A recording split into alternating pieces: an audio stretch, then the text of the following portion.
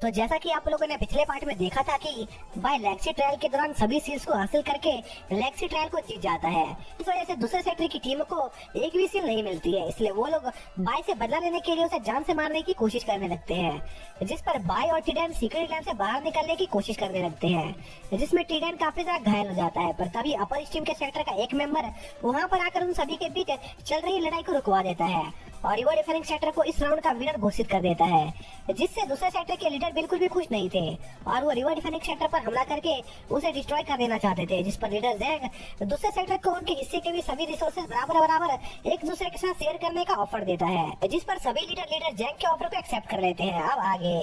तो इस पार्ट की शुरुआत में हम देखते हैं कि सभी सेक्टर के लीडर जैंग के ऑफर को एक्सेप्ट कर लेते हैं और उनसे अपने शेयर की गई रिसोर्सेज की बातें करने के बाद वहां से जाने लगते हैं। पर हम देखते हैं कि स्टार रिवर कोड की लीडर अपने डिसाइपल चैनियो से काफी ज्यादा गुस्सा होती है, क्योंकि न कि चैनियो इस कंपटीशन में हारा था, बल्कि उसने सभी दूसरे सेक्टर के सामने उनके स्टार रिवर कोड की काफी ज्यादा बेइज्जती करवाई थी। इसलिए पनिशमेंट के तौर पर स्टार रिवर कोड की लीडर चैनियो को उनके सेक्टर से निकाल देती है। इसी बीच हम टीडैन को देखते हैं, जो सभी के जाने के बाद मरने की एक्टिंग बंद कर देता है, जिस पर भाई टीडैन की उसकी एक्टिंग स्किल्स को देखकर टीडैन की काफी ज्यादा तारीफ करता है, क्योंकि टीडैन लोग को बुद्धू बनाने में काफी ज्यादा तेज था। और दूसरी तरफ लीडर जैंग भी बाई की ग्रोथ देखकर काफी ज्यादा इम्प्रेस होते हैं, क्योंकि बाई अब एक काफी ज्यादा पावरफुल वॉरियर बन गया था, जिस पर लीडर जैंग बाई के फ्यूचर के लिए कुछ करने का फैसला करते हैं, क्योंकि बाई अब काफी ज्यादा जवान हो चुका था, इसलिए ये समय बाई के लिए काफी ज्यादा इम्पोर्टेंट था। तो सुनकर बाई समझ जाता है कि लीडर जैंग आखिर उससे किस मुद्दे के बारे में बात करना चाहते हैं, जो देखकर बाई को समझ नहीं आ रहा था कि आखिर उसे क्या करना चाहिए। और कोई रास्ता दिखाई न देने पर बाई तुरंत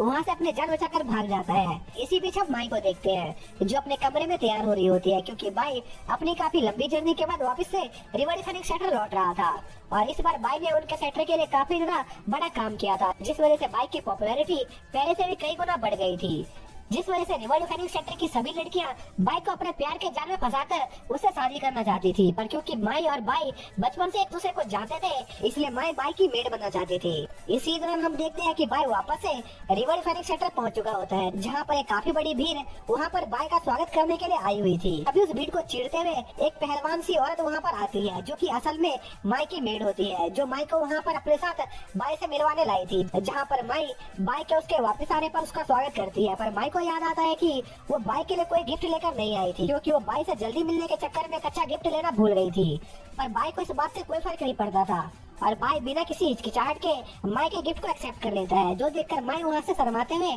भाग जाती है। तभी वो पहलवान लड़की भी बाई को माई का लिखा हुआ लेटर देकर वहाँ से चली जाती है, जिस पर बाई माई का लेटर पढ़ना शुरू करता है, जिसमें माई की 3 इच्छा लिखी हुई थी, जिसमें से माई की पहली 2 इच्छा ये थी कि बाई हमेशा सेफ और हेल्दी रहे, और माई की आखिरी इच्छा ये होती है कि वो बाई के साथ अपनी पूरी जिंदगी बिताना चाहती थी। पर बाई को माई के इस लेटर को पढ़कर कुछ खास चीजें समझ नहीं आती है, क्योंकि बाई काफी ज्यादा भोला था। तभी वहाँ पर जून आ जाती है, जो काफी सज धज और मेकअप करके वहाँ पर बाई से मिलने आई थी। पर सॉन्ग अपनी सिस्टर को कपड़े से ढक रहा होता है, क्योंकि लोग उसे गंदी नजरों से देख रहे थे, और ये सब देखकर बाई को लग रहा होता है कि शायद से ये सभी चीजें लीडर जैंग के किसी इम्पोर्टेंट बात से रिलेटेड है, जो बाई के जाने से पहले उसे बताना चाहते थे। तभी बाई के पास बाव आता है, जिसे बाई काफी ज्यादा परेशान नजर आ रहा था, जिस पर बाव बाई से उसके परेशान होने का कारण पूछता है, जिस पर बाई बाव को बताता है कि वो असल में लीडर जैंग की बातों को लेकर थोड़ा परेशान है, इसलिए बाई थोड़ा सा आराम करना चाहता था, जिस पर बाव बाई को एक होटल में ले जाता है। पर वहाँ पर भी काफी सारी लड़कियाँ बाई के पीछे पड़ी रहती है, जिस पर बाई वापस अपने घर पर लौटकर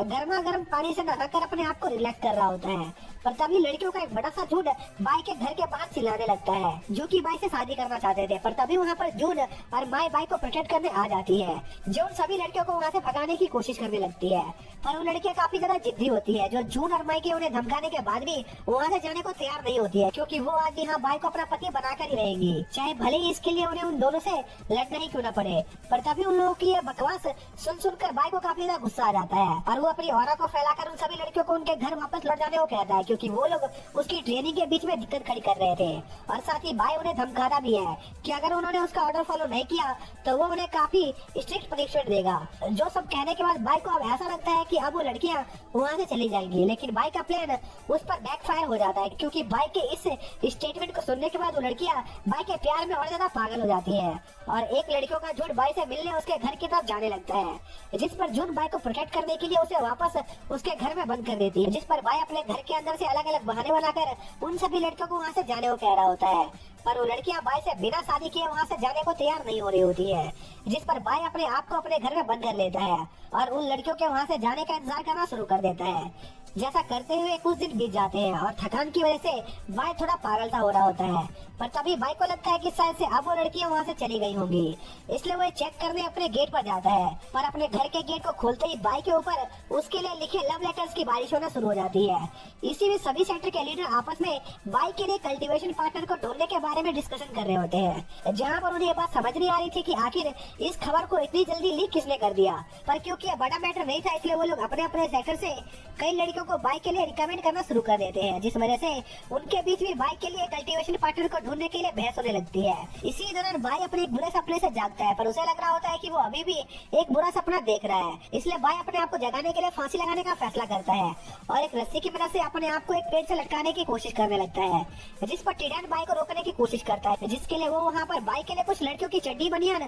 चुरा कर ले आता है, जिन्हें देखकर बाई का मूड और ज्यादा खराब हो जाता है और वो फांसी में लटकने की पूरी कोशिश करने लगता है। पर इसके बाद बाई खुद को संभालता है और अपना रूप बदलकर वहाँ से भागने की कोशिश करता है, पर एक लड़की उसका पैर पकड़ लेती है, जिस पर बाई जल्दी से उसे अपना पैर छुड़वाकर वहाँ से भागना शुरू कर देता है। पर वो लड़कियां बाई को देख लेती है, जिस पर बाई खूबसूरत लड़की होने का नाटक करने लगता है, जो उन लोगों की तरह वहाँ बाई से शादी करने आई थी, जिससे वो सभी लोग बाई को वहाँ से जाने देते हैं, क्योंकि उन्हें लग रहा था कि बाई एक लड़की है और क्योंकि बाई काफी ज्यादा खूबसूरत दिख रहा था तो उन्हें इस बात का डर होता है कि वो लड़की बाई को उनसे छीन सकती थी, इसलिए वो रूप बदले हुए बाई को वहाँ से जाने देते हैं और बाई वहाँ से अपनी जान बचाकर फाइनली निकल जाता है। तभी रास्ते में बाई को कुछ लोगों की चिल्लाने की आवाज सुनाई देती है, जिस पर बाई उस तरफ जाकर ये पता लगाने की कोशिश करता है कि आखिर उधर क्या हो रहा है, जहाँ पर बाई देखता है कि असल में बाऊ ही वो शख्स था जो सभी लड़कियों के बीच ये झूठी खबर फैला रहा था कि बाई अपने लिए लड़की ढूंढ रहा है, ताकि बाऊ इस बात का फायदा उठाकर बाई पर लिखी अपनी किताबों को बेच सके, जो देखकर बाई बाऊ को मजा चखाने का फैसला करता है, जिसके साथ ही ये पार्ट यहीं पर खत्म हो जाता है।